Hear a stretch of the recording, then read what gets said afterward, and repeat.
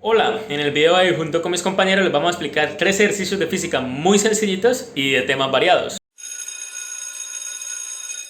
El primero habla sobre las leyes de Newton, pero aplicadas al movimiento circular, y dice lo siguiente. Una persona de masa m, esta de acá, está recostada sobre un colchón que está inclinado a un ángulo θ y gira alrededor del eje con una rapidez constante. Si el coeficiente de fricción estático entre la persona y el colchón es de U estático, ¿cuál sería el ángulo mínimo del colchón para que el hombre esté a punto de moverse?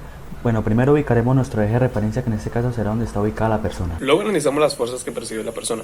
La primera de ellas es la fuerza del peso. La segunda es la fuerza de la normal perpendicular a la superficie. Ahora me voy a mover un poco para que ustedes puedan ver y respondamos la siguiente pregunta. Si la persona siente una fricción, ¿en qué dirección iría si el enunciado no menciona en qué dirección se mueve la persona cuando se empieza a mover? ¿Y en qué lugar se ubica el ángulo para la fuerza normal? Para la primera pregunta analizamos qué quiere decir ese ángulo mínimo.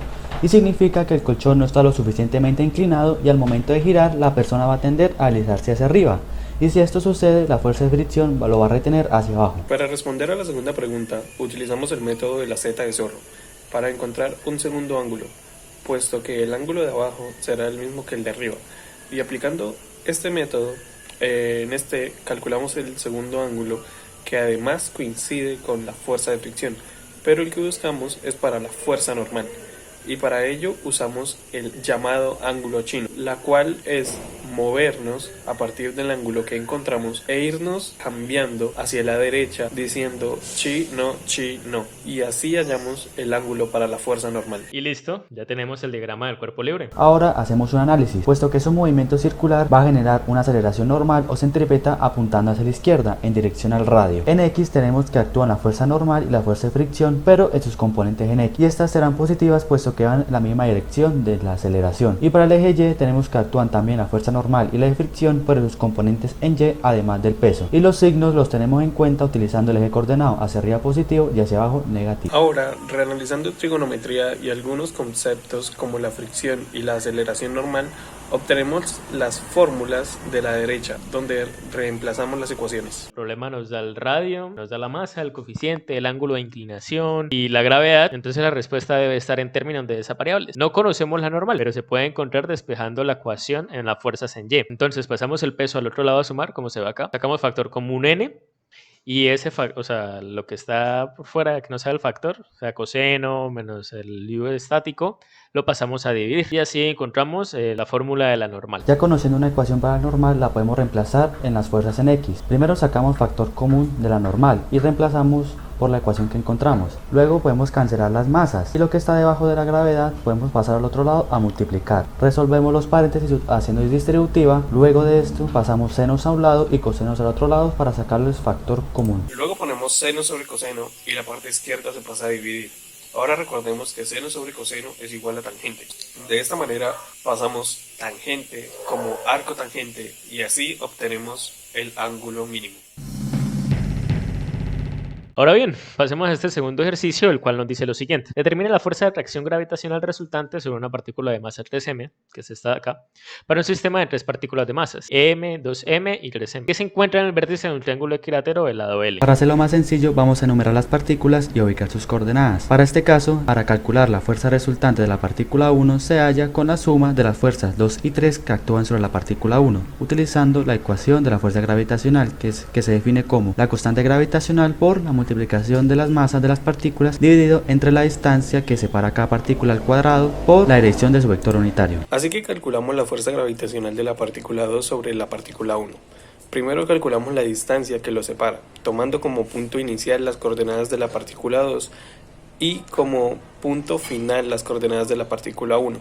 Esto nos da como resultado L. Ahora, para hallar el vector unitario usamos las mismas coordenadas y ya conociendo la distancia tenemos que R unitario es igual a 0 menos L medios por I menos 0 menos raíz de 3 medios por L por J, todo esto sobre L. Y ya simplemente sacamos factor común L y cancelamos con la L del denominador. Y así obtenemos que esto es igual a menos 1 medio por I menos raíz de 3 medios por J. Por último, solo reemplazamos en la ecuación y obtenemos la fuerza de 2 sobre 1, que es igual a 3 por G por masa al cuadrado sobre L al cuadrado. Todo esto multiplicado por el resultado que acabamos de obtener, que es menos 1 medio por I menos raíz de 3 medios por J. Y esto es igual a 3 por G por masa al cuadrado sobre 2 por L al cuadrado por I menos 3 por raíz de 3 por G por masa al cuadrado sobre 2 por L al cuadrado por J. Ahora bien, para la fuerza 3 sobre 1 se hace lo mismo que en el anterior caso, de la fuerza 2 sobre 1, pero en este caso tomamos el punto 3 como inicial y el punto 1 como final. Y prácticamente realizamos el mismo procedimiento y obtenemos esta fuerza de acá.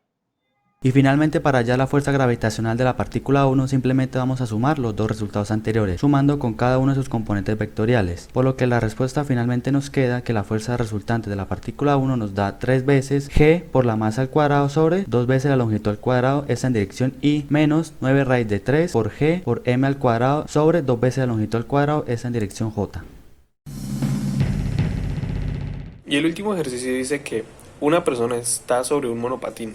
La masa de la persona junto con el monopatín es m y se deja caer sobre una pista de forma semicircular de radio r. En el momento que llega a la parte baja de la pista, ¿cuál es la energía mecánica disipada por el rozamiento si llega a una cierta velocidad a la parte baja de la pista? Bueno, primero ubicamos los datos que nos da el ejercicio, como ven en la imagen donde lo pusimos, y colocamos los puntos A y B. El punto A sería el punto donde parte la persona y el punto B es el punto más bajo por el que pasa. Puesto que hay rozamiento, vamos a aplicar la ecuación del trabajo para las fuerzas no conservativas, que en este caso actúa la fuerza de rozamiento, en el cual nos dice que el trabajo por la fuerza de rozamiento desde A hasta B es igual a la variación de la energía mecánica, que esta es igual a la variación de la energía potencial más la variación de la energía cinética. Suponemos que el punto B, al ser la parte más baja, su altura es igual a 0, por lo tanto la energía potencial final será 0, y la energía cinética es 0, puesto que parte del reposo, por lo que tenemos como respuesta que el trabajo realizado por la fuerza de fricción es 1/2 de la masa por velocidad final al cuadrado menos la masa por la gravedad por la altura.